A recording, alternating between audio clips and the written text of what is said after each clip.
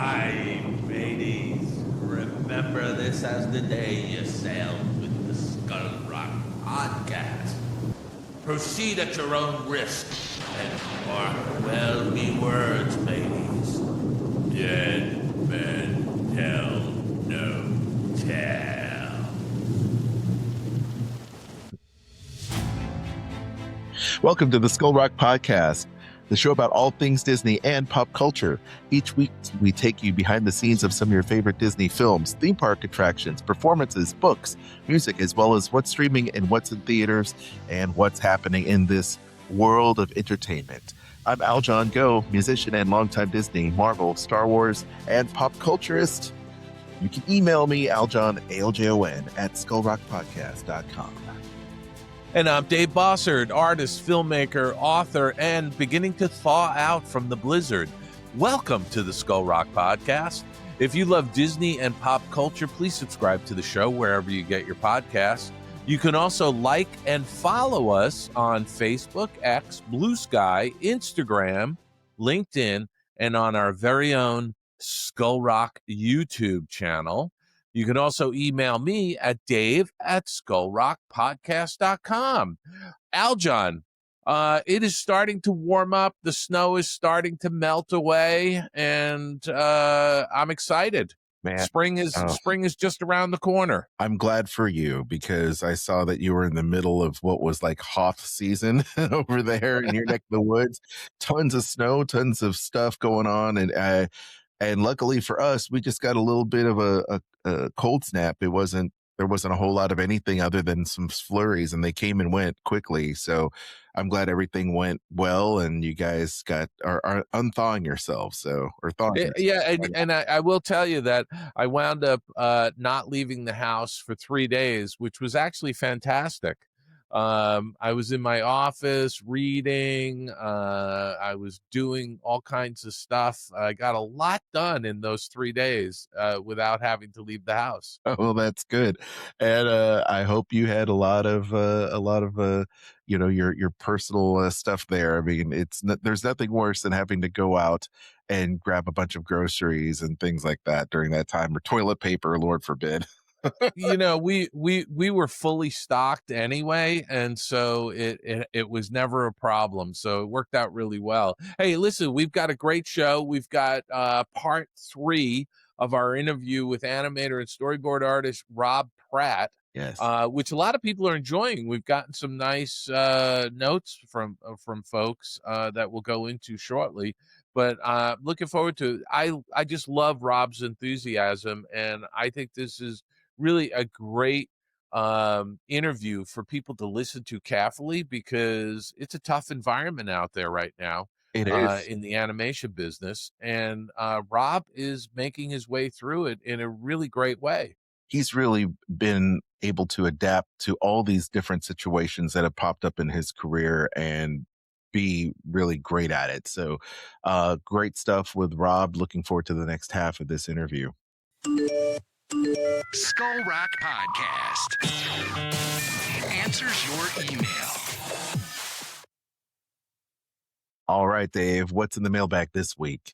Well, we got an email. It says, Dave, I'm slowly making my way through your past episodes, finally up to January of 2022. Wow, this is amazing. Here's a listener who's just starting, at the beginning and listening to all the interviews. He goes on to say, they are great, and I'm enjoying reliving with you and Aljon the post-COVID opening up. You were right on about the pent-up demand for people traveling to Walt Disney World. We moved to Orlando, to the Orlando area in December of 2020 and experienced a massive influx of visitors firsthand in 2021 through 2024. It tapered off in 2025, but it's still very busy in the parks. I just listened to your episode from December 2021, where you jokingly talked about making Canadian provinces, additional states. Which, by the way, folks, I jokingly say to our Canadian guests when we interview a Canadian artist or animator, I always ask them that question. He says, little did you know that you were foretelling the current political climate.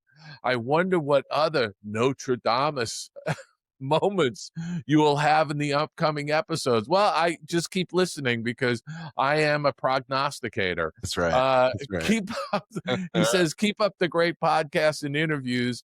It has caused me to rewatch Meet the Robinsons, Great Big Head and Little Bitty Arms, Greatest Line Ever, Oliver and Company, Fantasia 2000, and even The Black Cauldron, along with others. Yeah. And that's from Paul, Goofy Pal, Yes. down in Orlando. Oh, he's the best. I love Paul. Good. Yeah, no, that was great.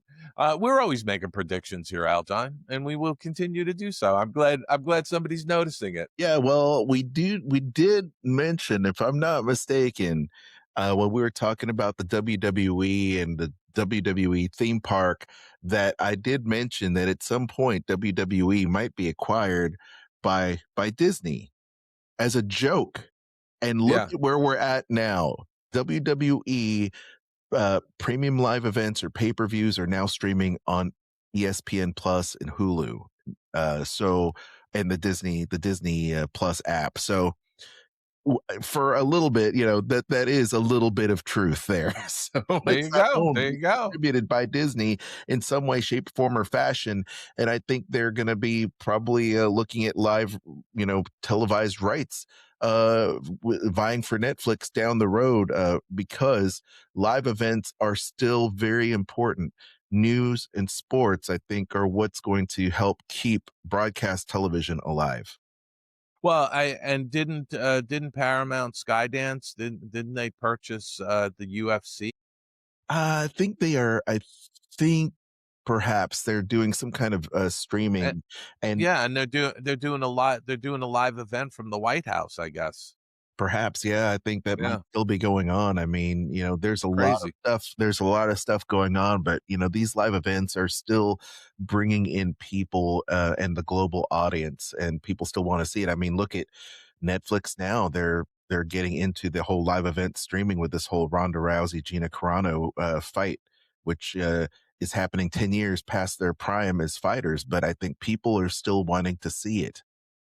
Very much like YouTube, and some people are like showing off these, the Logan Brothers, boxing matches and things of that nature. People are getting in on it. But anyway, yes, we are prognosticators here. So yes. So we had a couple other comments. This comes from Facebook. We got this comment. Great episode. I really enjoyed the stories behind Tarzan and his career path and Robb's enthusiasm. That's from Erica in Alabama. Thank you, Erica. Yeah. She's talking about the Robb Pratt interviews that we're currently in the midst of. And also, we got another comment on part 2. Part 2 was so good, I can't wait for part 3. And that's from our friend Pam, listener up in Toronto, Canada. Very nice. Which, at some point may become part of the United States. Who knows? I know, right? We've got really territory and the Greenland territory. I mean, they're all part of the U.S. now. So, so Aljon, do we have anything from our YouTube channel? Because now we're starting to put up more videos. Yeah. So we have a comment about our. We talked about William Shatner's heavy metal album, right? Yes. And the guy goes, he's effing immortal. And that comes from Mo Hickenjay. So yes, he is immortal and he is amazing. And then another person put down on one of our comments for the William Shatner segment, "Shat at the devil." Yes, instead of "Shat at the devil" from Motley Crue, it's "Shat at the devil." Yes, absolutely. I mean, the puns keep coming, but people really, really can't wait to see William Shatner put out that stuff. Mac Hendry commented, "Man, that Greek cave story is nuts. What a legend." And he's talking about Roger Allers, the Roger Allers segment. Yes. That Roger lived in a cave off the beach in someplace in Greece when we interviewed him. He wasn't there, but he was relaying a story from years earlier. Yes. So yeah, it was a terrific interview. And by the way, Aljon, and I will tell our listeners this: I have done other interviews with Roger about some specific projects that I did before we even started this podcast. So I have those recorded, and I'm going to use those for some future book projects. That would be great. It's Yeah. so great that these stories were told. It's very sad when someone like that passes so unexpectedly. But once again, we're at least able to revisit his work and have his stories captured in this podcast, which is why That's we right. exist. It's why we exist. Gang, if you want to send us those emails and comments, we welcome them. Please send us those. We've got our link in our show notes, as well as leaving us voicemails. We'd love to play them in an upcoming episode. And even more, subscribe to our YouTube and leave us those comments. We would appreciate it. And maybe we will read your comment in an upcoming episode. Pam, have you met? Do you know? She wrote this great review of my poetry book. That's my pick. I read a great review. Your girlfriend got a great review. Oh, that's my pick too. Sorry. Excuse me while I start the projector. Skull Rock Podcast, Picks of the Week.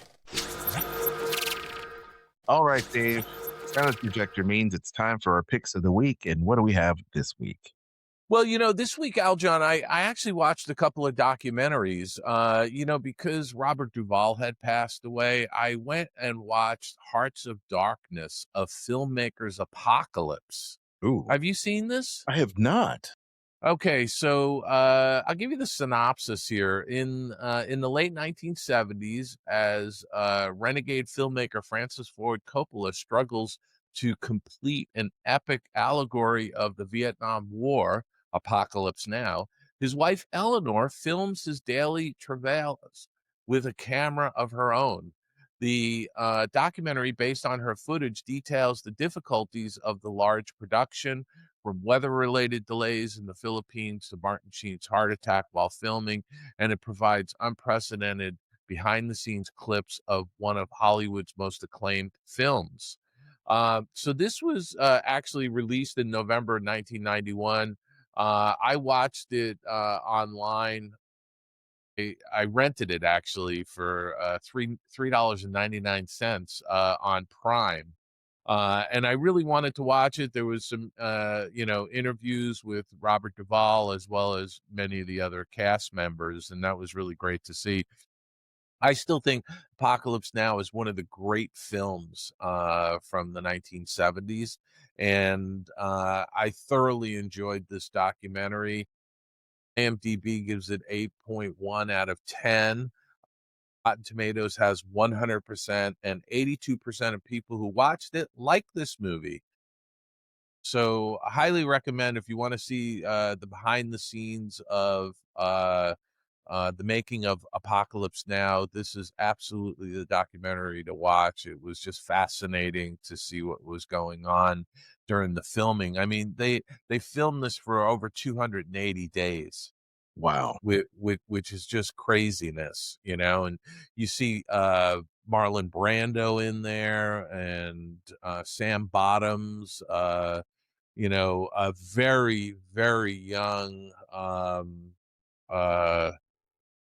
oh my gosh, Lawrence Fishburne, Yeah. who was in the film. I mean, it's just absolutely fantastic. I really enjoyed it. So check that out. Nice. And then the other documentary I watched is Man on the Run, which is a new documentary. It's Paul McCartney, Man on the Run.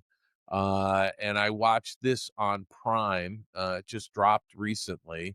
IMDb gives it 7.9 out of 10. Rotten Tomatoes gives it 100%. I would not give it 100%, Aljon. I eat up these documentaries, especially about the Beatles, the Get Back documentaries that dropped on Disney, the Beatles 1964 documentary, all really terrific documentaries. This documentary, Paul McCartney, Man on the Run, is about 2 hours, and it felt like 4. Wow. And it's inexplicable to me why, other than to say there was a lot of extraneous stuff that stories and things like that that just really didn't necessarily move the overall story along. Wow. There were sort of these little asides and things happening that I didn't really feel like were that interesting to me. I wanted to see what happened when Paul McCartney left the Beatles and then sued to break up the business arrangement, and he didn't want to go with that business manager that everybody else was going to go with, and then everybody else realized that business manager might not have been the right person, and and then putting together Wings and doing some solo albums and stuff like that. I felt like this was a bit disjointed for me. So that's my assessment of it. Other people could check it out. It's Paul McCartney, Man on the Run doc on Prime. And then on the small screen, I was also watched episodes of this show called Best Medicine, which is on Hulu. And this is being made by Fox. The synopsis is Martin Best is a brilliant surgeon who abruptly leaves his illustrious career in Boston to become the general practitioner in a quaint East Coast fishing village where he spent summers as a child. Unfortunately, Martin's blunt and borderline rude bedside manner rubs the quirky, needy locals the wrong way, and he quickly alienates the town, even though he's all they've got. Although Martin can expertly address any medical ailment or mystery in this idiosyncratic town, he's really just desperate to be left the hell alone. Instead, he keeps getting dragged right smack in the middle of their personal chaos, feuds, and fantasies. What the locals don't know is that Martin's tense demeanor masks a debilitating new phobia and deep-seated psychological issues that prevent him from experience true intimacy with anybody. But tenacity is the creed of everyone in this small village, and the people who live there may be exactly what the doctor ordered. This stars Josh Charles as Dr. Martin Best. You may remember him from he was in The Good Wife as one of the lawyers. Mm. And he was in Dead Poet Society, and he's a very recognizable actor. Abigail Spencer plays Louisa Gavin, who is a love interest and a teacher in the town. Annie Potts plays his Aunt Sarah, and there's just an ensemble cast. It's really kind of funny. It's a quirky group of characters in an East Coast setting. It's supposed to be a little Maine village. It's actually shot in a small town on the Hudson River in upstate New York. There you go. So you can check that out on Hulu. It's got 77% on Rotten Tomatoes, 6.3 out of 10 on IMDb. I actually enjoyed it. It's just a quirky little show. Nice. And then finally on Hulu, I've been catching up on some episodes of Animal Control. It's in its 4th season. It stars Joel McHale, as well as Grace Palmer, Ella Lovell, Michael Rowland, Ravi Patel. It's, again, another great ensemble cast. And that show has just been picked up for season 5 at Fox. So it has 6.9% out of 10 on IMDb, 60% on Rotten Tomatoes, and 66% like this TV show. It's a funny little sitcom. I enjoy it. Nice. So that's what I've been watching, Aljon. What have you been watching? Well, this week has been a pretty light week for me, I will say, but I did catch up on my episodes of Law & Order SVU, which has gone 27 seasons, Dave. I can't believe. My God. 27 seasons. It's insane, but it's still great. Still love it. Still great. Also, I checked out the new Mortal Kombat trailer, And Mortal Kombat to me is a special piece of my life because, Dave, I worked in an arcade. I don't know if you knew that about me. No, I did not know that. Yeah. So when I was leaving high school and going to college, I spent some time working the bumper boats and the arcade and putt putt golf. So it was a multi entertainment place, not bad for a teenager to work. And I ended up, and during that time, and actually, several years working in college too, by the way, um, it was a great time because I fell in love with video games. Growing up, I never really had video games. I had an Odyssey too because my parents thought, I'll get my son. I won't get him an Atari. I'm going to get him a learning machine so we can do math problems together. So that'll be great. But at any rate, I fell in love with Mortal Kombat because we had it there, and we had a Mortal Kombat um, movie that kind of cashed in on this whole video game. It was super popular. 1995 is when it came out. It's PG-13, and it's still one of the best um, video game movie franchises that happened during that time of video game movies back in the 90s. Smart Earthlings must win a martial arts battle in another dimension or see their world enslaved, which is a high stakes kind of campy special effects kung fu movie romp, which takes Enter the Dragon meets Star Wars kind of mentality, right? These outworlders are coming in, and this kung fu tournament happens to and if all the Earthlings win, they get the Earth and they get to hang on to it for another generation or two. So it's a pretty campy thing. And the new and so yes, I love the film. It still stands great today. The effects are campy, early CGI, but it is fun in all the right ways. In all the right ways, a good Jean-Claude Van Damme movie is. It's over the top action, and the new Mortal Kombat 2 trailer, which happens to come out, a nice tie in there with Carl Urban playing Johnny Cage coming out. This is going to be the film that makes up for the last Mortal Kombat film that happened a couple years ago with characters that weren't quite as fleshed out as you would think from a video game that has stood several generations now since the 90s. So I'm looking forward to the new Mortal Kombat. But having said that, I recall the one that came out a couple of years ago did a face plant. Didn't do very well. It wasn't that good. And Mortal Kombat 2021 came out during the pandemic. It had a lot of good things working out for them, but I would say 50-50. You had a surrogate character that was new, that nobody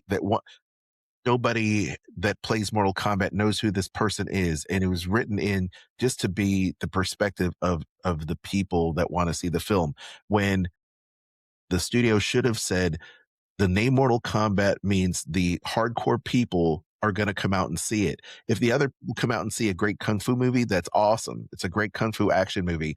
But if you don't speak to the fan base that you're banking on to come to that movie, seeing the characters from the video game, you're going to fall flat on your face. And that's where they fail. They fail because they're trying to be too serious and too dark. They're trying to do Christopher Nolan to Mortal Kombat, and it is not that film at all. It is campy. Right. It is schlocky, and it needs to be that way. So anyway, I also saw, because the kids are getting ready to go to Disney with me for their spring break, we saw Star Wars Return of the Jedi. They love this movie so much. And it's great to rewatch it again with their eyes, as you've heard in episodes prior. It's always great to revisit the Star Wars movies. And you talk about sense of humor. There is something about the sense of humor in these films, whether it's a gag physical comedy, whether it's just a couple just lines, especially Harrison Ford's delivery, which is so nonchalant. He delivers it like, I'm Han Solo. I just don't care. I don't care. And he throws these lines out there, and the comedic timing is just spot on. It's so good. And so Return of the Jedi, once again, a great rewatch. And the kids love Lego Star Wars, Rebuild the Galaxy. I haven't seen it before, but I found myself chuckling, laughing out loud, because they write certain lines and throwbacks to the films that will just make you laugh out loud. It's so well written. and a love letter to Star Wars fans, old and new. So I recommend checking out Lego Star Wars Rebuild the Galaxy. It's got a cast of characters from the films as well as from animation. And it is a nerf herder who discovers an artifact that twists the Star Wars universe, swapping the roles of heroes and villains. So Darth Vader's a good guy and he's dressed in white, and Luke Skywalker is not good. So it's very interesting how they kind of change roles and how these people are going to make it right. So if you want it for a good laugh, it's a good 30-minute watch.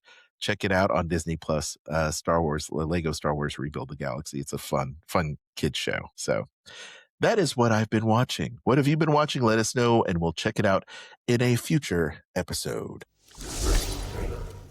Like me, they spend all their time studying pop culture that Halliday was obsessed with.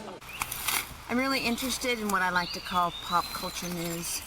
People know that in 22 minutes they can get their fast, fun pop culture fix. Skull Rock Podcast. This week in Disney and pop culture. The box office. See, I thought it was the year of the horse. It is the year of the horse. The flaming horse. It is in the zodiac of the Chinese calendar, but it is the year of the goat right now, as that goat movie reclaims a top spot with a strong $17 million weekend, cutting out Wuthering Heights, which dropped sharply but still delivered $14.2 million as it crossed the 60 million domestic mark. How about that, Wuthering Heights? Newcomer, I Can Only Imagine 2 opened respectively at 8 million, and holdovers like Crime 101, Send Help, and Solo Mio continue to contribute steadily to mid-tier earnings in an otherwise post-holiday frame. Dave, how about that? Very cool stuff. A softer post-holiday frame. Softer post-holiday frame. I'm excited because of other things that are happening with Scream 7, but I think we'd be remiss if we didn't mention this massive Paramount Skydance deal for $110 billion, Dave. I know you have a take on it, so I'm curious about, what happens here, because, there was a big deal with Netflix wanting to buy everything when it comes to Warner Brothers. Yeah, I think that a lot of people thought this was in the bag for Netflix and that they were going to get it. And Netflix walked away from this once Paramount Skydance sweetened their offer to $31 a share cash for Warner Brother Discovery. Oof. I think it's I think that there's a lot of nervousness in Hollywood. There's going to be, with any kind of merger of this magnitude, there is always going to be cuts. And there's going to be a lot of cuts made, and more people are going to lose their jobs at these entities, because they're going to be trying to get rid of any overlapping positions and try and get economies of scale. But I also thought, as I was seeing this all unfold over the last week, Aljon, that this could have implications for Disney. Josh D'Amore is taking over as the CEO in, I think, March 18th. He steps into the CEO role. Is he going to turn around and split off ESPN and the broadcast network, ABC, and spin that off as a standalone company to try and generate more value? Because the Disney stock isn't moving much. And hasn't for a while. It's below its normal price earnings ratio. And, this big merger may be the impetus for Josh to do something radical with Disney. I don't know. We'll see. Possibly. What they need to do is they need to go into long range planning mode and find out where these moments are, where these investor calls to make these keystone announcements, expansion of the parks, big blockbuster tentpole franchises. They need to look in deep. They need to make sure they deliver their value. They need to make sure they have a big wide casting net to get all the fans back and excited about going back to the parks and going into the movie theater. That is what they need to do. But, I will tell you, you look at Universal. and Comcast Universal, and they just spun off their networks and cable properties into a standalone company, right? So you had them do it, right? And my feeling is that Disney's going to have to look at doing something similar with the ESPN and uh, ABC and they're all of those units. They should be rolled up into a single entity, a standalone company. But Yep. we'll see what happens. Maybe this is one of those prognostications from me that in a few months' time, or 6 months or 8 months, they'll do it, and somebody's going to come back and go, "Oh my God, you predicted the future." So the question is going to be what's left? What's left and how are they going to come together? Apple, you have Apple, Amazon are key streamers at this point. You also have, what other broadcast networks are there? I mean, you still have well, that's it. That's it, Dave. What else we have? What else? Well, yeah, you've obviously got Netflix, right? Now you've got this behemoth, Paramount, Skydance, Warner Brothers, Discovery, Yep. and the fact that now two major studios in town in Los Angeles, the Paramount studio lot and now the storied Warner Brothers studio lot, are all going to fall under one ownership. I think You Sony. know, I think Sony and Apple probably there's going to be some fighting for Sony. I think Sony has been prime for a merger at some point for a while, holding on by a thread ever since their whole studio thing got leaked. I think they've been on kind of thin ice as an entity, at least as an entertainment entity. The technology entity is completely separate.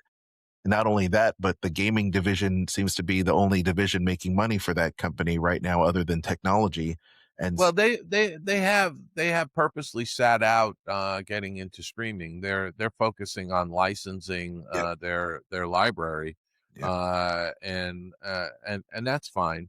But now that Paramount Skydance is going to own Warner Brothers Discovery, are they going to bundle all of the HBO, Paramount Plus, Discovery, all the cable channels, CBS, all of that? Is that going to all get bundled into, a standalone company? Yeah.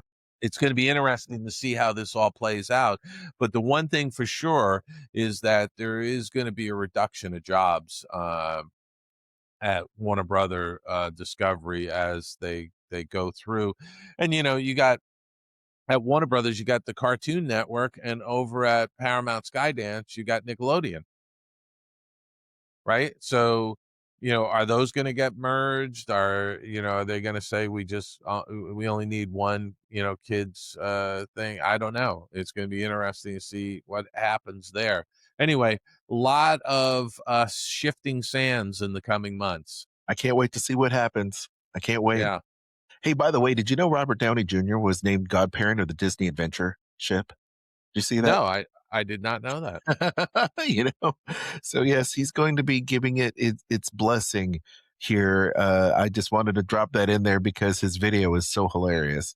Robert Downey. Is he going to be cracking the bottle of champagne on the bow? I believe so. I believe he's going to be there to help, because Marvel is such a big part of the Disney company now. Sure. And, he has the brand new Avengers Assemble live stage production that's happening there on the cruise ship. And we have Avengers movies that are coming out over the next year. So it's going to be really cool to see. And Robert looks like he's having a good time. I just wanted to put that in there. And now, Dave, Scream 7. Can you believe here we are, Scream 7, one of my favorite franchises of all because I'm such a huge horror movie fan. Scream 7 is searing up records with 60 million plus in the U.S. opening for Paramount. They're doing a little bit of a victory lap before all this went down with Netflix. and Warner Brothers. But Spyglass's pick, Better Than Ever, expected launch gives Dave Ellison's Paramount Skydance additional reason to celebrate after prevailing its bid to Warner Brothers Discovery when Netflix bowed out. That is the headline from the Hollywood Reporter. And this to me is great. I mean, I'm hoping that they're back to making what Scream is. Nev Campbell is back in tow, which is great after she set out the last installment, which was okay. By the way, you can find that on streaming. But I actually saw the last one. I did think it was okay. Yeah, it was okay. You know, It wasn't bad. But they're looking to have to bring back this franchise, and it's really, really difficult to look at sequels, especially those that, now are in their seventh iteration, Dave, seventh iteration, almost 30 years of Scream, seemingly back from, the 90s. It's crazy to think that. But the story follows Sydney Campbell as she returns to her small town with her daughter, Isabel May, only soon to cross paths with a new ghost face killer. The girl is named Tatum, the same name as Rose McGowan's character in the 1996 Scream, who was murdered. This is going to be interesting. I can't wait to check it out, but it's going to be hard to move past these legacy characters. Jamie Lee Curtis, it was hard for them to move past that in the Halloween franchise. So we'll see how Scream 7 kind of rolls up, and I hope. Well, I got to tell you, this is like Fast and Furious. What are they on, 10 or 11 or 12? On the sequels. I think in a couple of years we'll be talking about Scream 10. So yeah, oh yeah, for sure, absolutely. Well, let's see, gang. We also have here the Guild of Music Awards happened recently, and Sinners is a big winner at the 2026 Guild of Music Supervisors Award. And you know how much I love this movie, Dave. I don't know if we got a chance to check it out, but the film won for Best Music Supervision in a major budget film, while Oscar nominated I Lied to You won Best Original Song as well. This is Michael B. Jordan's one of his, I guess, greatest films, because he plays twin brothers, and they kind of get locked into this juke joint that they've invested in, and the vampires come out to play. And what starts off as a period piece ends up being a crazy vampire hunter film at the very end. And it is a great, great film. And a lot of people say this is just a great film, and the soundtrack and the Guild of Music, I'm glad they recognize that, because the music was amazing in this movie. I don't know if you saw it, Dave, but hopefully get a chance to catch up and see it. Yes. So speaking of music, Dave, Rock Hall nominees are out. It is that time of year, Dave, for the Rock and Roll Hall of Fame, and it's always controversial because the Rock and Roll Hall of Fame doesn't just induct rock and roll bands traditionally. It's for all music or pop music. Inductees for this year include the likes of Mariah Carey, Lauryn Hill of the Fugees, Oasis, Pink, Phil Collins, and Shakira. Among the superstars vying for a nomination, also on the ballot this year, are the Black Crowes, Jeff Buckley, Melissa Etheridge, Billy Idol, INXS, Iron Maiden, Joy Division, New Order, New Edition, Sade, Luther Vandross, and the Wu-Tang Clan. Now, these are all on the ballot. Doesn't mean that they're all going to get in. But I'm curious, Dave, of those, what are you thinking? What do you think about the Rock and Roll Hall of Fame? And the question that looms over everybody's head, is the Rock and Roll Hall of Fame still about rock and roll? I don't know, Aljon. It's really confounding some years when you hear who they're inducting, because I've had these moments where I say, really? They're not in it already? Yeah. Or, are you kidding me? Why are they doing this person? They've only been around for the last 5 years, I mean, honestly, so I don't know who's making the decision at these things. I'm kind of down on all of these awards programs, I really am, because I just feel like some of it's just driven by commerce, I don't know what it's driven by, to be quite honest. Yeah. I feel like the Rock and Roll Hall of Fame has kind of lost its luster. I'm kind of blasé about it. I mean, I don't know. I mean, I think it's great that Phil Collins is in the mix. But again, there's somebody I sit there and go, really? He should already be in the Rock and Roll Hall of Fame. Well, and that's where you would be correct, because he is in there because of Genesis. Because of Genesis, Yes. but as an individual, he still should have been in there already. Yeah, no, he's not as an individual. I mean, for crying out loud, just the Tarzan soundtrack alone should have put him into it. No, he's the king of soundtracks, much like Elton John for Disney. Yeah. So these artists reach Rock and Roll Hall eligibility when their debut recording turns 25 years old. So this year's class recordings had to be released in 2001 or earlier. And as I mentioned, Collins has already received a Rock and Roll Hall of Fame inductee with Genesis. But other first-time nominees are Buckley, Etheridge, Hill, INXS, New Edition, Pink, Shakira, Vandross, and Wu-Tang Clan. Carrie is hoping to get in on her third nomination after snubs the past 2 years, and Iron Maiden had its third nomination, as well as getting noms in 21 and 23. Also receiving their nominations for the third time are Joy Division / New Order and Oasis. The Black Crowes, Billy Idol, and Sade have earned their second nomination. Like last year's class inducted Cyndi Lauper, Bad Company, The White Stripes, and Soundgarden. I don't know. I mean, Billy Idol, he should already be in. Well, yeah, 100%. I mean, honestly, I mean, Rebel Yell. I mean, come on, that's an anthem song. Yes, from the early 90s. I agree. I don't know. Or maybe even further back. I don't know. Oh, for sure. So anyway. Yes, there is that. And okay, well, right now it is time for Skull Rock Podcast. You're like that little arrow on your hat, straight and shining, and that's the way I'll always remember you. I'll always remember you. I'll always remember you. I'll always remember you, Sharon. They hang you, I'll always remember you. In memoriam. I had to throw in some of those movie clips. I love it. I think it's fantastic. Love those. Change it up a little bit here. Okay. Well, Dave, we do have some notable passings. Just the other day, February 27th, at the age of 86, legendary singer-songwriter behind Calendar Girl, Neil Sedaka, passed away.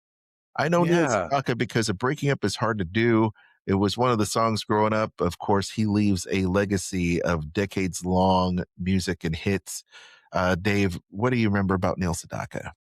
Something, he has such a vast catalog of songs. It's unbelievable. Yes. Because, he's not only one of these performers who's out there, he was out there touring for many years and performing on television variety shows and stuff like that, but he was also writing songs for so many incredible artists. Yeah, absolutely. So I mean, he just leaves an unbelievable musical legacy. I hope he was in the Rock and Roll Hall of Fame already. You would think. I mean, he's got like over 500 songs. What a catalog! Just dozens and dozens of hits from the 60s and 70s. And just crazy. But once again, just an incredible life.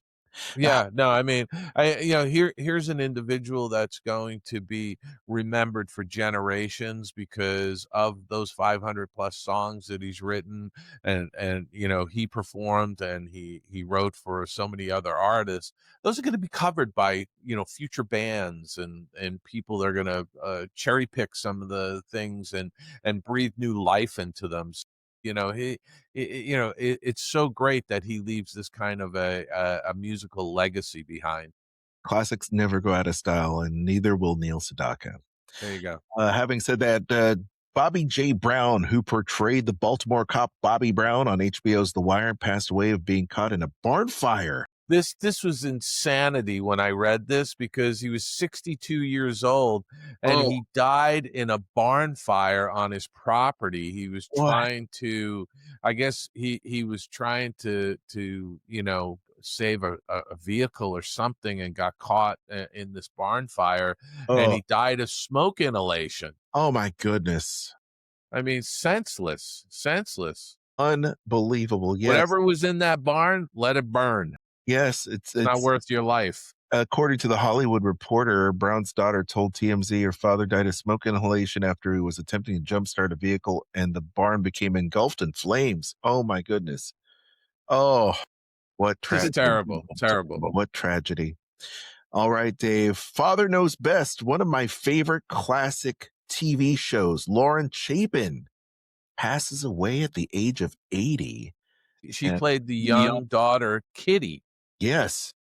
And that's 6 seasons of it. It says life hasn't always been easy for the actress, according to Hollywood Reporter. She's been dealing with a lot of things in her life: abuse, jail sentences, several miscarriages, a divorce, a battle with cancer. Just incredible. Yeah, again, this is one of those stories of a child actor who didn't do well after their acting career ended. Yeah. Well, rest in peace to Lauren Chapin, and revisit those Father Knows Best episodes are some of my favorites growing up for sure. And how about this? John Wheeler, actor and singer known for Star Trek and an iconic McDonald's commercial, dies at the age of 95. You might know that face once again from the various projects he's been on, from the Dukes of Hazzard to Lucille Ball, playing alongside Lucille Ball and Francis Fisher and Desi Arnaz in Lucy and Desi Before the Laughter. And that's in 1991. And it was also part of Star Trek with Mark Leonard Sarek, who I love. That's Spock's dad, by the way, on the second season of Star Trek called Journey to Babel. So how about that? And I'm trying to see the part where he was doing stuff with McDonald's, Dave.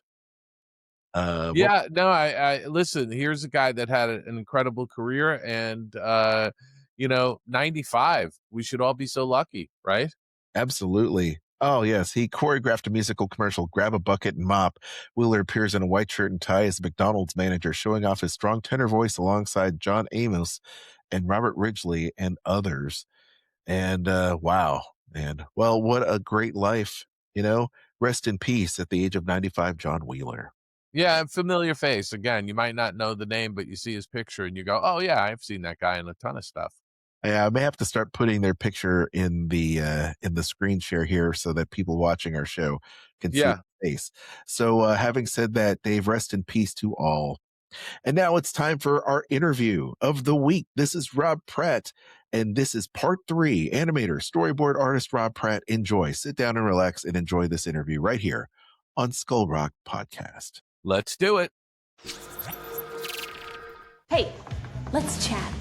Let's chat afterwards. Let's chat. And he said, let's chat again.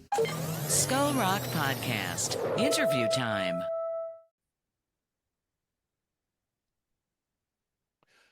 Well, Aljon, we are back for week 3 with animator Robb Pratt. Robb, welcome back to the Skull Rock Podcast. Oh, thanks for having me. It's so fun. Yeah, no, this has been a really fun conversation. I've really been enjoying talking with you.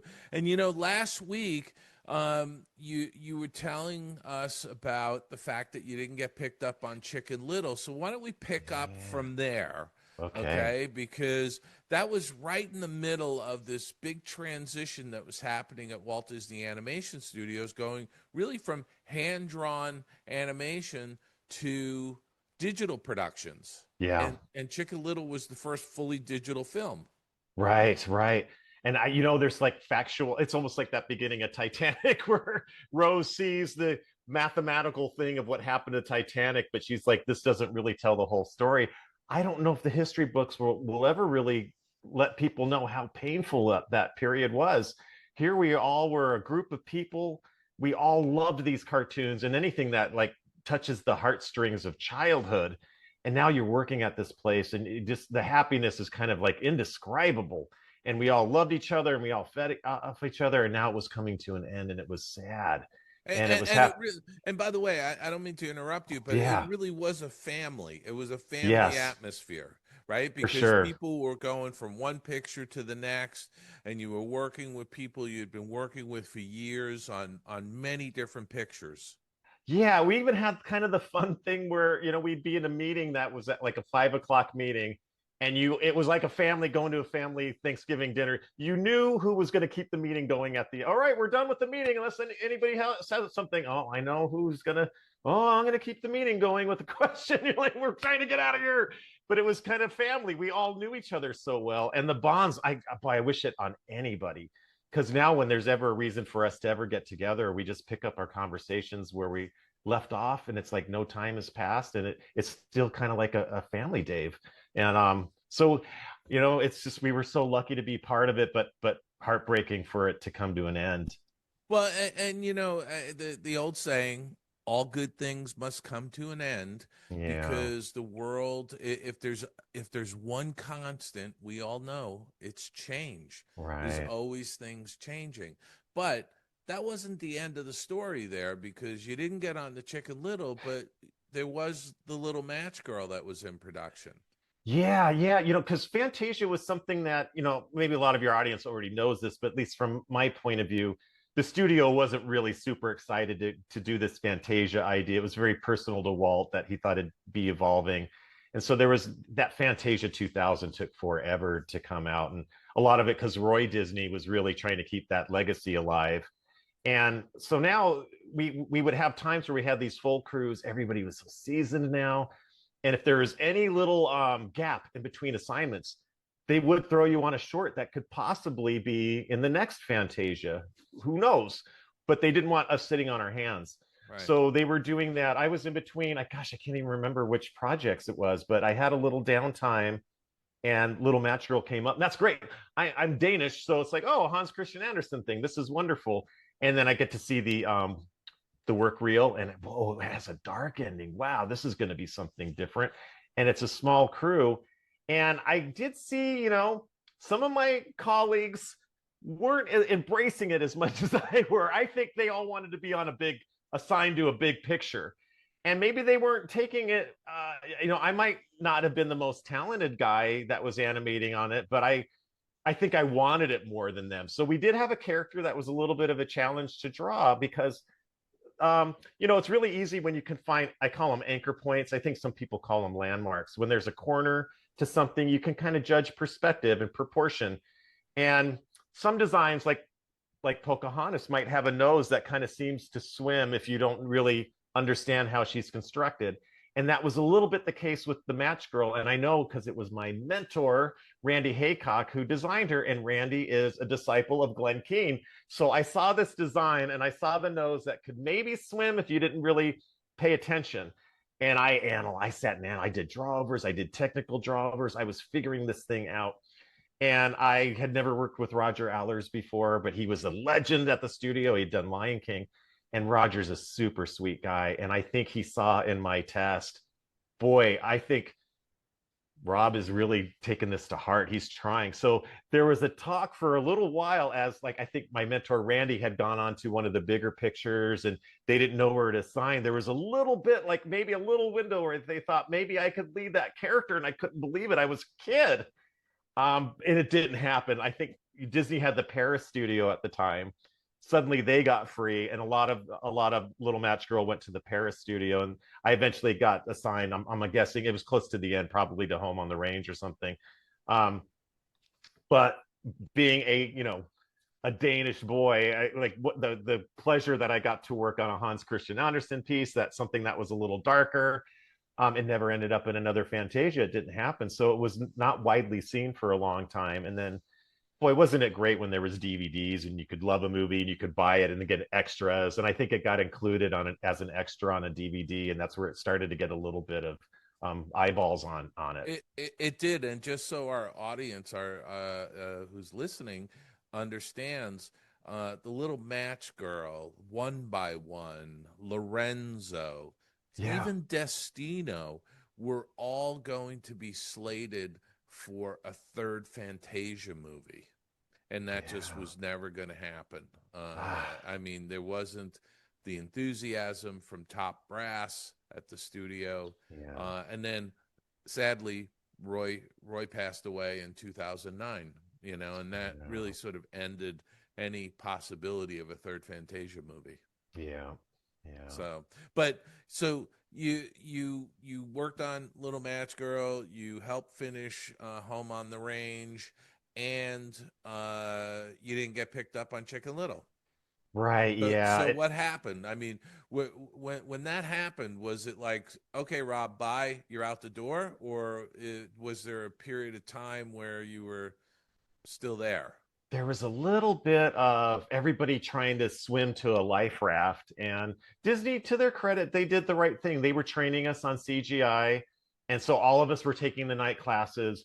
But we all knew, I think there must have been something like 70 animators, and the team got really big, and we knew there weren't going to be that many slots. So we're all friends and family, and we're competing with each other for the remaining jobs. Yeah. So there was that to do CG, and then there was getting into the story departments where you could still draw. So I was doing both. I was kind of trying to hedge my bets. And then I kind of mentioned on our last episode how I worked on Poser, and I got a Superman model that just didn't pan out.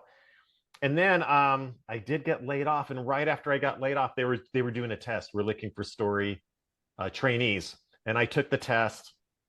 And I think there was something. It was one of those situations where like 80 people applied, and they needed 2 or 3, Yeah. And I was told I was like in a tie for the last spot, and I was crossing my fingers, and they picked the other person. And sadly, my career at feature animation ended there.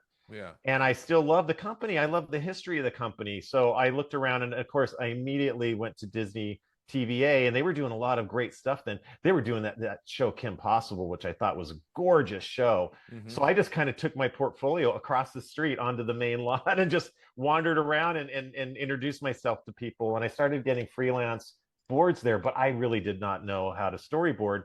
And as I was learning, I know this now, my time then, I thought, well, I know how to draw, and I know how to read a script. I'll just draw what the script says. And then you find out, no, Rob, you have to go all the way back to the beginning. There's a screen language. You need to know screen language. So I struggled mightily. And now I'm 10 years older. Now I have a couple kids. It's harder. I did go to Nickelodeon for about 8 months on Danny Phantom. And I was struggling. Now I'm part of the union. When they want to fire you, they have to go through, there's certain rules to protect the artist. They've got to give you 3 written notices and meet with the producer and give you a chance, like give you the notice, like you're not cutting it, and here's what you need to do. And then if you're not cutting it, you'll get a second one, you'll get a third one. Well, I had gotten my first like pink notice. The executive producer wants to talk to you. And here I was working until 2, 3 in the morning. I was a younger guy back then, but I had my family at home, and it wasn't for lack of effort. I just didn't know screen language. And I could draw, but I was doing horribly. And Butch Hartman was the showrunner on that show, the creator of Danny Phantom. And for a while, and I can say this because I've had the conversation with Butch. Butch was a villain in my life. I was coming home every night and complaining to my wife how hard Butch was, and Butch was demanding. And no, it was really because Butch was staying up until 2 or 3 in the morning fixing my stuff, and he kind of had it. And so he was going to give me this notice. And but I got lucky at Nickelodeon. We had office mates, and a new office mate, Shant Nigagosian, became another mentor of mine because he moved in. And I said, I don't know how long we're going to be office mates. I just got this pink notice, and I talked to the EP, and I'm not cutting it. And Shant was just a tough love guy. He's just really no kit gloves with him. And he's like, let me see your boards. Well, what the hell F are you doing here? You can't cut from this to that. And I go, yeah, I don't know. Yeah, this is a jump cut. What are you doing? Yeah, that's what Butch was telling me, but I don't know what a jump cut was. And Butch was so angry, I didn't want to admit it. And so Shant took his time, and he taught me. And every time I had an assignment, I would kind of run it by Shant first before I turned it in. And in that few months, I learned how to storyboard. And he turned on all the light bulbs. And even though Shant was a little bit younger than me, we grew up on the same movies of Indiana Jones and Star Wars and Superman. So I had a TV in our office, and I would watch it. And I would see something that Shant taught me about motivating a camera move. It's motivated by movement. And I would go, oh my... Shant, there's Perry White. We're looking at the newspaper, the Daily Planet, all the headlines, but then Perry's hands pick it up, and the camera pans with it to get to his face. I want the Superman to go with the Daily Planet like peanut butter and jelly. I go, that was a motivated cut, Shant. That's what you were telling me. And it became, now all the light bulbs were going on, and I was starting to fall in love with storyboarding. And really, it was about the cinematography, right? Yeah. I mean, it was learning the language of cinematography and how to make, what's the right way to cut from one scene to another. Yeah, and be clear. So yeah, and to be real clear about it. So yeah. So what happened? So I boarded there for a while, and then an opportunity came up. They were going to do a revival of Kim Possible at Disney TVA. So I had some Danny Phantom pieces that I felt pretty confident in now. So I went back to Disney. I go, I want in on this Kim Possible. That show is gorgeous. Now, but did Butch Hartman, did you make peace with him? I did, yeah. Butch, when I finally did get like the job to go back to Disney, I didn't get Kim Possible, but I got American Dragon. I had to tell Butch now, hey Butch, I got an opportunity and I'm going to go back to Disney in television. And Butch was funny because he was so tough on me, but he did at that time go, oh, he almost seemed like surprised. And I said, yeah, I just feel like I've let you down. And I think maybe showing that vulnerability to Butch, he became very sympathetic to me. And now, I did go back to Disney. Butch and I parted ways. Yeah. But we have since reconnected. And I told him, Butch, you were a villain towards me, but now I get it. Now I'm staying up late fixing other people's boards. That's what you were doing. I understand. And now we're good. Butch and I are buddies now. That's awesome. It really is. I mean, he really would. I mean, basically, he was just trying to give you a kick in the pants, really. Yeah, he was. And some people respond to tough love, and some people don't. Some people, they can let it beat them up. For me, what Butch did and what Shant did is what I needed, and I do like tough love because sometimes people will go, "Oh, you're doing fine. The drawings are beautiful," but that's not going to help me grow. Just give me the hard news. Just let me have it, and I will be hurt for a day or two, but I will learn from it. Yeah, yeah. And so, what happened next? You went on to. Yeah, so now I'm over at back at Disney, but now on television doing storyboards, and I storyboarded on like that Jake Long American Dragon, Emperor's New School, right, based off of Emperor's New Groove. Okay. And then I'm getting access to kind of the Disney TV stuff, which is so funny, Dave. When I first got hired at Disney Feature, they gave us a tour of the studio and they showed us the development, and it was so encouraging. We're going to have work for years because, I'm on Pocahontas, but we're seeing the hallways and they're like, there's Mulan, there's Hercules, there's Tarzan. Well, now 10 years later, I'm going to television and they're showing me through the development, and they're like, there's Mulan 2. There's Hunchback Notre Dame 2. There's Tarzan 2. It was like a repeat of 10 years later. Yeah. But it was nice and robust, and it was allowing for a lot of growth. And I'm very passionate when I do this stuff. I love it, and I obsess about it. I make cartoons on my own. And so once these light bulbs were turned on by my mentors, I watch all of my movies differently, and my boarding career really took off. And it didn't take very long before, you know what, I was directing shows at Disney TV. That's awesome. Yeah. And so what was, you were boarding, and then somebody came in and said, we want you to direct. I mean, how did that happen? Yeah, well, oh gosh, I got lucky. Come to think of it, I almost forgot my first directing opportunity. You look life, like I think I said on our previous episodes, being prepared, but you need a little bit of luck too. So my first show, they made me.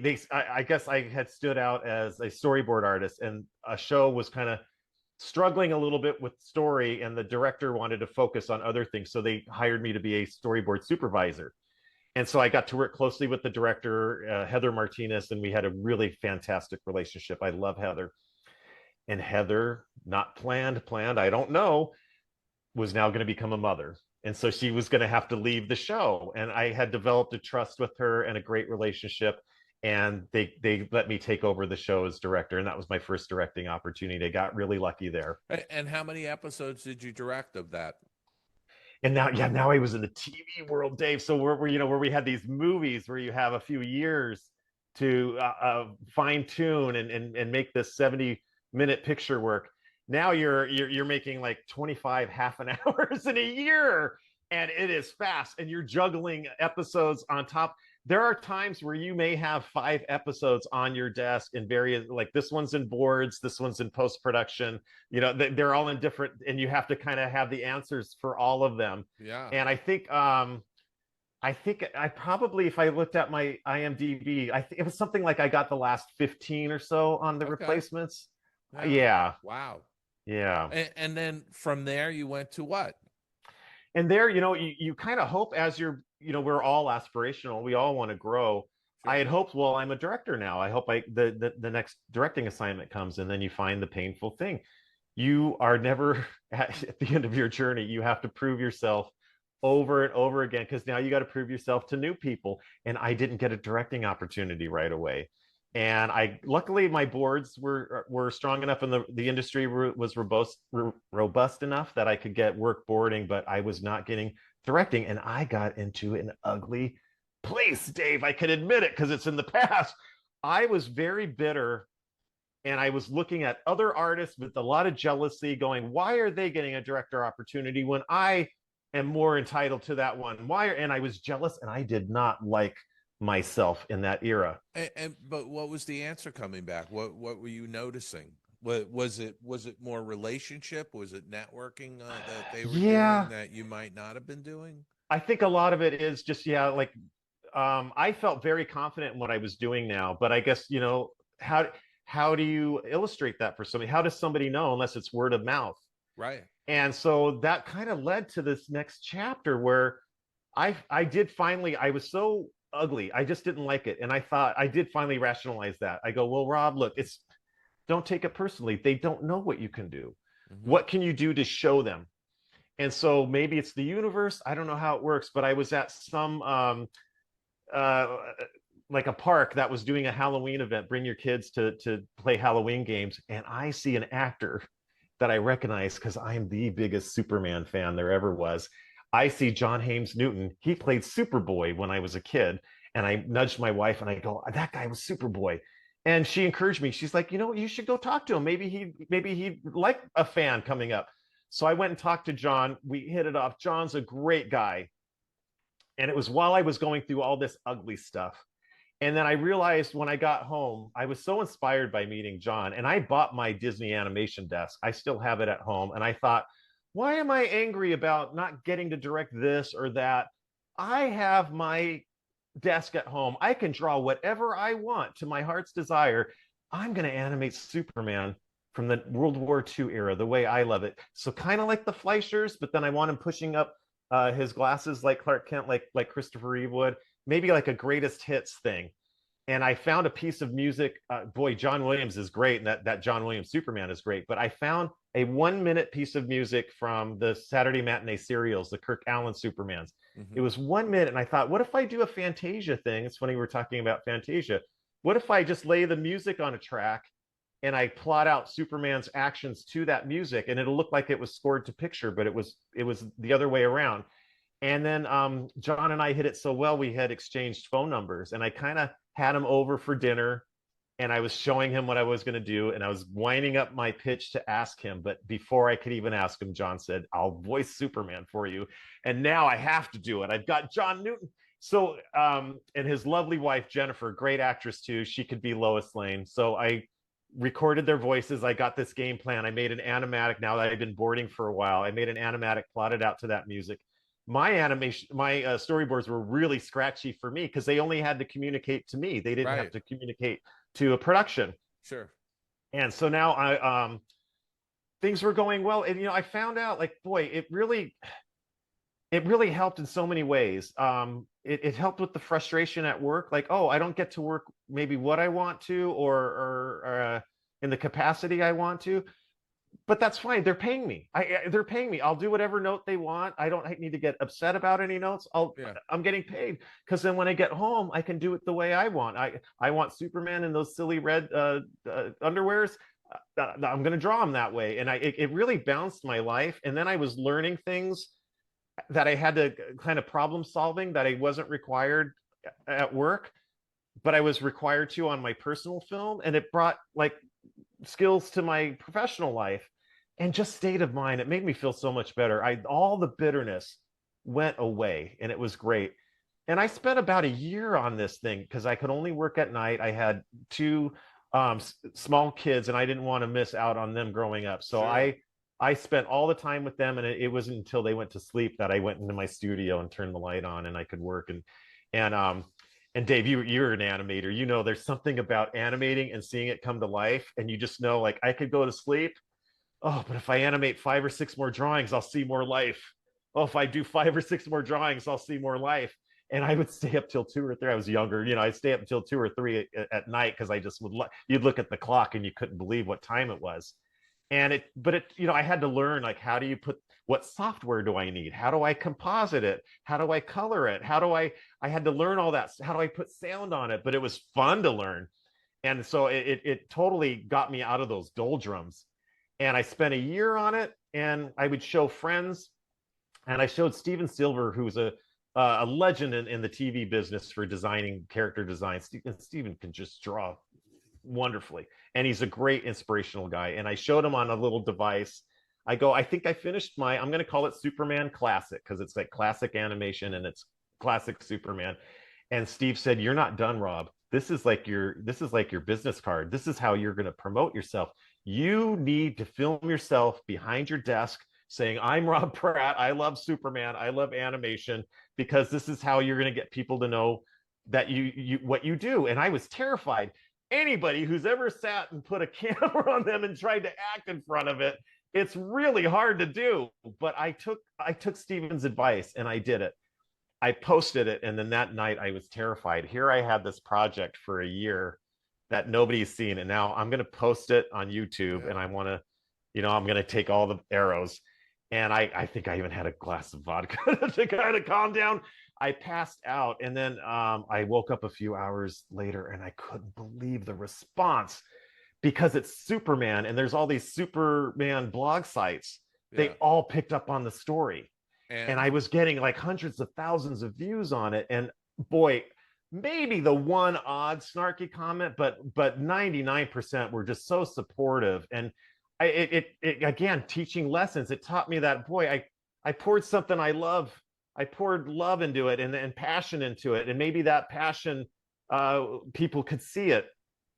And so before you know it, Variety wrote me up. Hollywood Reporter wrote me up. I got a call from the Howard Stern show, and I wasn't on with Howard, but they do a Geek Time segment with Ralph Cirilla, and I got to be on the Geek Time segment to talk.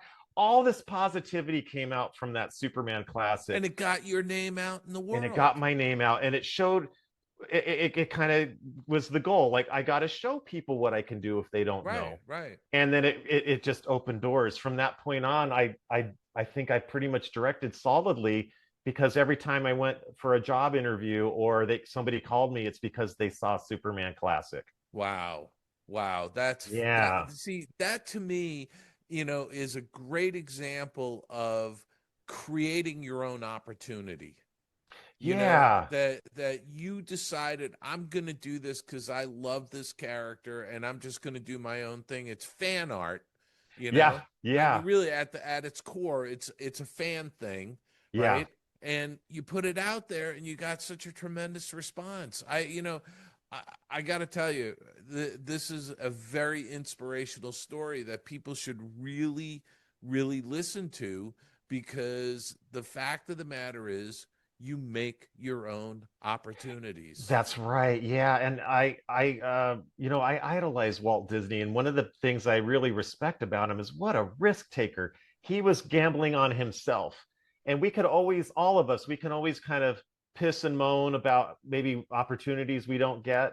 But if you really believe in yourself, invest in yourself, bet on yourself. Mm-hmm. That's what Walt did. And boy, everybody was always telling Walt he was not, what he was doing was not going to work, but he bet on himself. Yeah, look, Walt's a perfect example. I mean, when he started doing the feature film of Snow White, it became quickly known as Walt's Folly. Yes. And nobody thought that it would be successful, and it was wildly successful. Yeah. And the same with the theme park, Right. building Disneyland. People in the industry thought he was crazy for not having a midway with carnival barkers and games that are rigged and, Right. taking money from people. And that's the opposite of what Walt wanted, Yeah. So, Yeah. I think it's such a key thing for artists today to understand is that they have to create their own opportunities. Yeah. They can't just sit there and say, "Oh, someday I'd like to do my own short." No, go do your own short and put it out in the world and take take the praise and the arrows.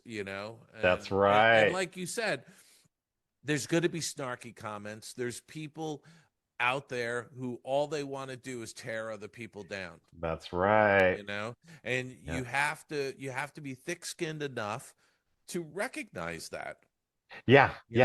I mean, every book that I've put out over the last 15 years, there's always great comments, but then there's always somebody, 1 star. It could have been better. Right. You left out this, or you did that, or they have so. I've read comments where I thought to myself, this person didn't even read the book. Right. Yeah. It's like the line from the Sinatra song, right? Some people get their kicks stomping on a dream. That's just how they are. That's exactly it. And you have to make yourself impervious to that stuff. Yeah, that's right. You have to just get it in your head that those people are out there. And if you see something like that, just brush it aside, because it's the genuine comments, the ones where the people have seen the film or read the book or whatever it is, and they're giving you high praise. Yeah, that's right. Which that's is right. really nice. Yeah. So basically, since then, you've been directing solidly. Yeah. One interview was great because again, combination of luck and then just how things roll. I had a gap where I knew I was going to go to Elena of Avalor, which is a Disney Junior show, Disney Latina Princess. I had the gig lined up, but it wasn't going to be for like 6 months. Right. So I just did freelance during that time. And then out of the blue, somebody called and said, "Oh, hey, they're going to be doing these Bugs Bunny shorts at Warner Brothers. Your name came up." Oh my God, I love Bugs Bunny. Bugs Bunny is my hero.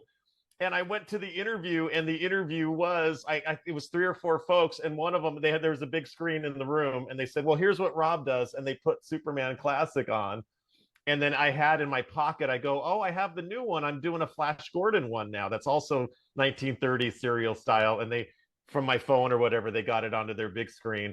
And I didn't have to go home and wait for the phone to ring. They hired me at the interview. Like it went great. That's sweet, man. I did these Bugs Bunny shorts for, and there was a new design, but in my boards, I was boarding, Chuck Jones 1950s Bugs. Sure. And I got to write them, and I got to, they had a bunch of shorts that had kind of stumbled, and they said, "Can you take them over and kind of rearrange?" And it was a super fun job. I just wish it could have gone longer. It got to the point where now Elena of Avalor was calling, and I had to go there. So then I went to Elena Avalor for that. That was a nice 5-year run on that show. Wow. And then that led to another junior show, Firebuds, where I got to be a supervising director, now supervise other directors. Sure. And that ended a few months ago. And right now I'm not directing. I'm still doing boards freelance, but I do want to take it another step from Superman Classic, and I did call Flash Gordon. I called that Flash Gordon Classic as well. It's nice to get all the attention, and it's great, but I did reconcile that I'm kind of using a crutch. Somebody had to do the hard work of inventing Superman. It took those boys 10 years to get Superman out there. And I'm kind of doing the shortcut. And they sold it for what, $137? I know, huh? Holy mackerel! And so I felt like I'm climbing on at the finish line after they've done all the hard work. Sure. And same thing with Flash Gordon. I love George Lucas. I'm a Star Wars kid. George wanted to do a big screen Flash Gordon. Dino De Laurentiis beat him to the film rights, so George couldn't do it, and he made Star Wars. Thank goodness. Now we have Yoda, we have Darth Vader, we have the Force and lightsabers. Yeah. So what I'm trying to do now is focus on doing original stuff. And it is hard. It's like pushing a boulder up a hill. You can't get eyeballs. It's hard, but I'm trying. Yeah. But through all of this, putting myself out there, when I post on social media, I just post art. I don't really post personal things. I Sure. like to connect with other artists. Yeah. And so now I connected with a pop artist named Des Taylor in England. And Des does more maybe pinup girls, but he loves that World War II aesthetic, and Sure. Des's art is beautiful. Yeah. So Des and I will consult. Des will come to California to do San Diego Comic Con every year. So we'll make sure we have a dinner every year and see each other. Yeah. And Des proposed this idea. Hey, I have these characters. I'm just visual. I created these two characters and named them Eva Strongbird and the Marine, and they're World War II era like you like, Rob. But I don't have anything else. Do you want to partner on this? Like Lucas and Spielberg partnered on Indiana Jones. And I had just gone to a great seminar at Disney. We had a guest speaker that was teaching us comedy in story, but he broke down story in a real, just by accident, the way the room was going. And he said, look, if you're struggling with your story, go back to basics. Like when we're cavemen, we tell a story because we went through an experience, we learned something. Usually we change. The character is different from the beginning and the end. And so I got that that bug was in my head, and it made me look at Back to the Future a certain way, and the Reeves Superman movie. What are the themes of those movies, and how do they get to them? And I just obsessed because I love this stuff.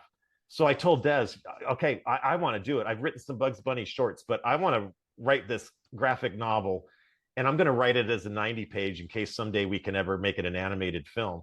So we've been working on this for years, and I do find collaborating when you're not working on your own, it can take longer because you have to agree with each other. When you're alone, you can sort it and you don't have to run it by anybody. It's taken longer than I'd like because Des and I have to make sure we get on the same page. But he drew this Eva Strongbird. She looks like a Veronica Lake, just beautiful platinum blonde. The Marine almost looks like, I said we got to veer a little bit away. He looks a little bit like Mr. Incredible. He's got a mask. Oh, Des doesn't know why, but he put a mask. But we had to kind of figure out what is their which story. is also like the Spirit. He looks a lot like the Spirit. Yeah. I said, can we give him some Indiana Jones scruff or something to differentiate him? So now I've been I kind of been plotting out, like I figured out, okay, here's the theme. Here's what the characters need to learn.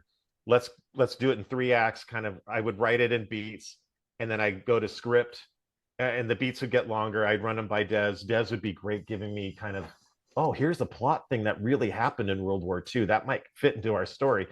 And so we kind of made this graphic novel. And 2 months ago, we did a Kickstarter for part 1 of it'll be 2 parts.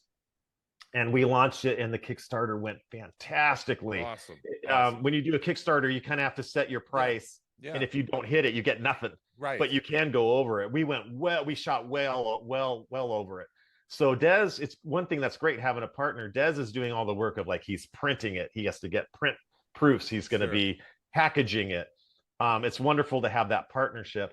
And while he's doing that, I'm getting part 2 of the book ready. But we already know where the climax is going. Like, we know where the story is. We know the climax for the characters. Now it's fleshing it in, and I'll do storyboards to help Des visualize it. Des has to do the hard thing of, I kind of storyboard it like it's a movie, but Des has to make it work in comic book form. Sure. But it's another challenge, and it's a way of not using a crutch of, it could have been great to do another Superman or an Indiana Jones one even, or something, but I think I want to follow my hero, George Lucas, and instead of doing a Flash Gordon, I want to make my new thing. And it may not get the immediate attention that the other ones got, but I think the attention that we're getting is already more rewarding. Yeah, but because your Kickstarter has been so successful so far, right? Yeah. You've already got an audience building, so that's a good thing. Yeah. And again, another opportunity, Rob, of creating your own opportunities here. That's right. And doing these things, Yeah, we can all get frustrated, like, where the industry is going. I wish they made this kind of movie. I wish they would do that. Well, okay, we're gonna do it. We're gonna make our Steven Spielberg inspired adventure movie that we all wanted to see. What I'd like to do, because we're starting to bump up against time, is I want to pick up next week talking about the state of the industry. What you're doing now. I know you're working on, this thing, this graphic novel, and you got the Kickstarter, but you're also doing storyboards, you're also directing and all these things. But I also let's be real about the industry and talk a little bit about that, okay? For sure. So with that, Rob, I'm going to say thanks for being on the Skull Rock podcast. We'll see you back here next week, and we're going to wrap up our conversation with you. Okay. Thank you. Thank you. Let's get out of here! Come on, Scotty, let's get out of here. Let's get out of here. Let's get out of here. Let's get out of here, Lieutenant. All right, Dave. Another one in the can, and so happy to start to wrap things up. I think we have another section with Robb Pratt coming up. Do we not? Yeah, we have a part 4 coming up. I mean, it's been a really great conversation with him, and I just, again, very positive, upbeat individual, and very enthusiastic. I love it. Again, I highly recommend people listen to what he's doing to create work for himself. Yes. And stay busy in this environment. Again, it's a tough environment out there across the entertainment industry. I mean, the sands are shifting everywhere, but it's really about, looking for those opportunities. And I've always said, Aljon, anytime there's major change going on, there's upheaval, there is opportunities for people. And you just have to be able to look for those opportunities and know what to look for. And, I did a whole lecture at CTN last November about, thriving in a chaotic situation, where there's upheaval. I may turn that into a little pamphlet or something at some point for people. Absolutely. Because I really believe if you're just getting together with other industry professionals and sitting around a coffee house complaining about no work, you're dead in the water. You should be out there looking for opportunities, and they're all around you. And Robb is a perfect example of that. So I can't wait for people to hear part 4. A lot of great hustle in that guy for sure. Yeah. Things happen for himself, and hopefully you'll be motivated to do something as well. But that's why you're listening to this show, right? I know that's why you're listening. Because you love the energy, you love the information, you love the personality, you love Dave. And if you love us so much, please. And you love Aljon. You love Aljon. Oh, okay. Thanks, Dave. Checks in the mail. If you love us that much, be sure to give us a subscribe everywhere you listen to podcasts. All the social medias out there. We're there. We're going to have some help. So that's going to be great. I can't wait to get some help on the social media front. You can also send us those emails. We would appreciate it. Links in the show notes. Don't forget to check me out every single week on this show, but also on Instagram. I post every now and again, so do it. Aljon Go on Instagram. You can also check out just our other podcast that I host with my wife, Kristen, and Katori Corey. We talk about Disney food. It's called Dining at Disney Podcast. Every single week, we have videos on YouTube. Please check that out. And I'll do a shout out for Skull Rock Podcast on YouTube. Those shorts are fun. You check them out, subscribe to it, leave us those comments. As I said, Skull Rock Podcast on YouTube. Link in the show notes. And a big shout out to our friends at Sorcerer Radio at srsounds.com. All Disney music, all day long at srsounds.com. Dave? Well, Aljon, I'm only a couple of friends away from 4,000 friends on my Facebook page. Good. How's awesome. that? I love it. So I would just say to people, if you're not subscribed to my Facebook page, you should be. Yes. Every week I'm posting little tidbits about Disney memorabilia that I have in my collection. And so if you're interested, friend me on Facebook. I'd love to have you as a friend. There you go. I sit there. I'm excited about crossing 4,000. I know there's people out there that 5, 6, 7,000 friends, but you know what? I'm very choosy about my friends. Okay, there you go. So there you go. Anyway, Aljon, as a reminder to everybody, we're going to be at the Animation Y'all Expo in Nashville, April 10th to 12th. Folks, it's going to be here before we know it. The tickets are going fast. I talked to Tony Bancroft last week, and they have added a ton of tickets, but they're going fast. So if you haven't decided to go to this Animation Expo, you need to do it. If you live in the Midwest, you're in Chicago, you're in the Southeast, you're on the Mid-Atlantic, it's an easy drive to Nashville, and it won't disappoint. There's going to be a lot of master classes going on. Aaron Blaise is going to be there, John Pomeroy, Andreas Deja. You got these luminaries from the animation renaissance that are going to be in Nashville. It's a great chance to meet them.